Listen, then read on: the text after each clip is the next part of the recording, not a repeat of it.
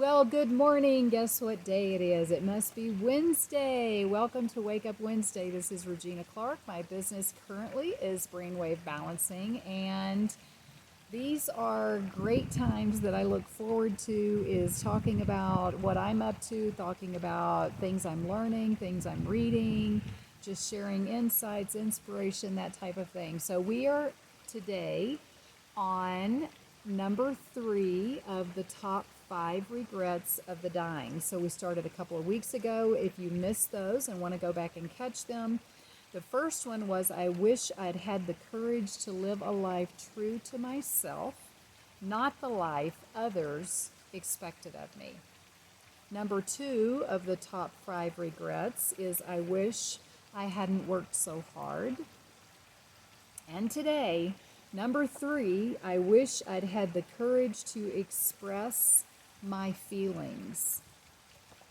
And I have chosen each of these regrets has at least usually 3 stories in the section, and I've chosen the second story in this section, which is called No Guilt.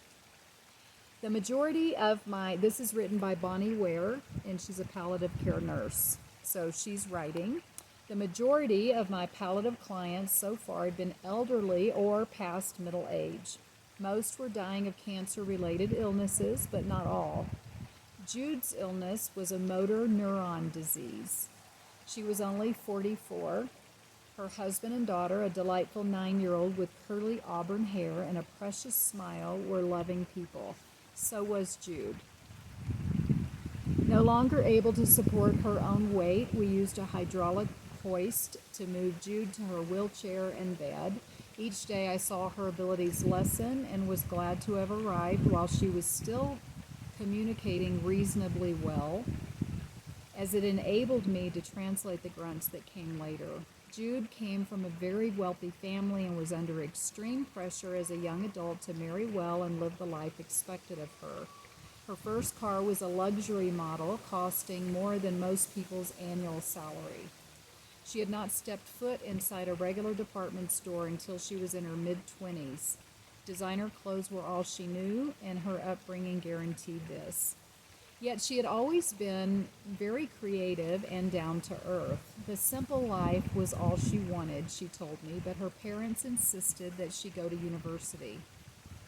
They gave her the choice of studying economics or law. There was no other choice, despite her brief mention of wanting to study art. So under pressure and expectation, Jude chose law. However, her love of the arts saw her fall in love with Edward, who was an artist. They had an instant attraction that had obviously not dwindled in all these years. In no time, they were in love, and the whole world fell away as they became each other's worlds. Jude's family was horrified by her choice, as Edward had been raised in a lower-class family and was happy with a simple life pursuing his art. He was actually quite a successful artist, but he was not a white-collar worker, so this was never going to be good enough for Jude's parents.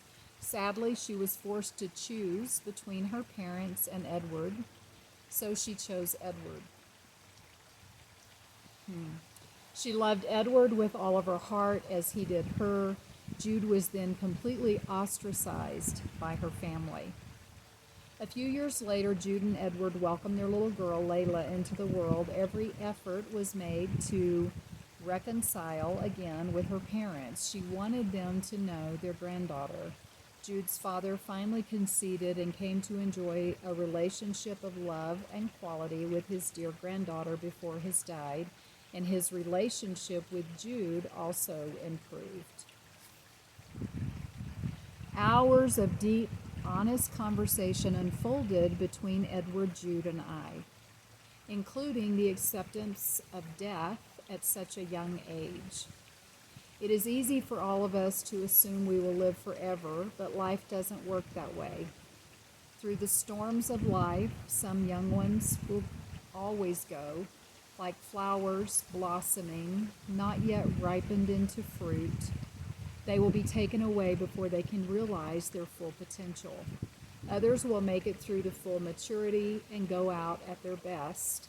Still others will live past their prime and slowly degenerate over the years.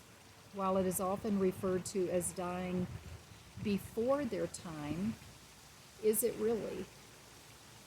We all go when it is our own time. Millions of people are not destined to live a long life. It is the assumption we will all live forever, or at least until a very advanced age, that brings so much shock and despair when someone dies young. But this is actually a natural part of life for all species. Some young ones die, some middle-aged ones die, and others don't die until old age. Of course, it is heartbreaking to see young ones go when it appears they have their whole lives ahead of them. But these children or young adults were not destined to be here for a long life. They came in, they shone brightly, and are remembered with purity for all they gave during their brief time. Even though Jude had made it to her 40s in good health, would have been easy to think how wrong it was that such a good woman was now dying, aged only 44. But she and Edward had come to accept this, both just grateful they had met and known the love that they did. They had also been blessed by bringing Layla into the world. In that regard, Jude was peaceful in a way, knowing she had the honor of guiding this delightful little girl for her first 9 years. It helped Jude a lot to know that her daughter had a loving dad to help her on her way. By this time, Jude had lost her independence and mobility completely. But her greatest frustration is that she was losing her speech. So on the good days, I listened as much as possible while she talked. There was much she wanted to convey, which at this point she had a special computer and she wore glasses, and there was a laser in between the eyes, and she would, if she could focus on a screen and pick out the letters, and once she got some letters, it would give a choice of words, and that's how she ended up doing a lot of this communication. Holding a juice to her lips, I waited as Jude took one slow sip at a time, enabling her to keep talking. There was one point in particular she wanted to make and did so over and over. We need to be brave enough to express our feelings, she said. Very fitting, I thought, considering the things that were going on in my own life. Even though she had lost the relationship with her mother by choosing to be with Edward, she was happy knowing she'd been brave enough to make the choice, one that she had never regretted.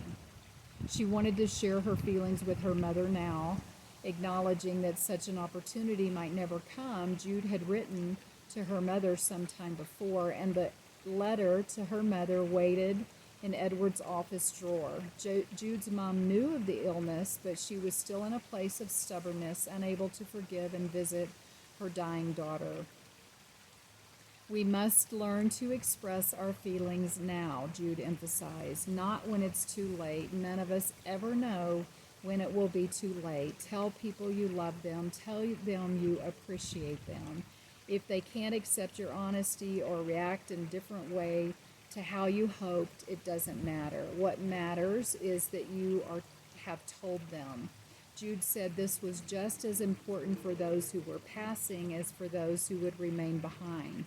Those passing need to know everything has been said. It brings peace, she said. If those who are left behind can muster the courage to express their feelings honestly too, then they will not carry this regret to their own passing. Nor will they have to carry guilt after someone they love has passed and things have gone unsaid.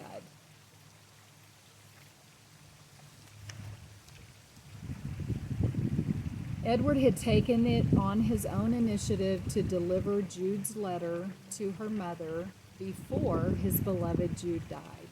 By now she was unable to talk, but it had all been said in the letter. Jude had told her mother she had loved her and still did. She wrote of happy memories she held dear and of the positive things she had learned from her mom. The letter contained nothing negative, as Jude hated guilt and wanted her mother to know she was loved despite the sadness of their relationship. Jude's mother had turned up unexpectedly a few days later and had been back every day since, holding Jude's hand, watching as her daughter's life drew to a close. After chatting to Jude for a while, I kissed her cheek, saying my final goodbye with loving thanks. "See you when I get there, Jude," I said through tears and a smile. She grunted back, and her eyes smiled, even though her mouth no longer could. So that's what I have for you today. And these are very heartwarming stories. I just think, why not learn from other people and apply these things in our lives? So no guilt. If we live a guilt-free, if we truly express our feelings, and we live a life that's true to ourselves, we'll be much better off, and so will the other people in our lives. So until next week, take care of that beautiful brain of yours and be true to yourself.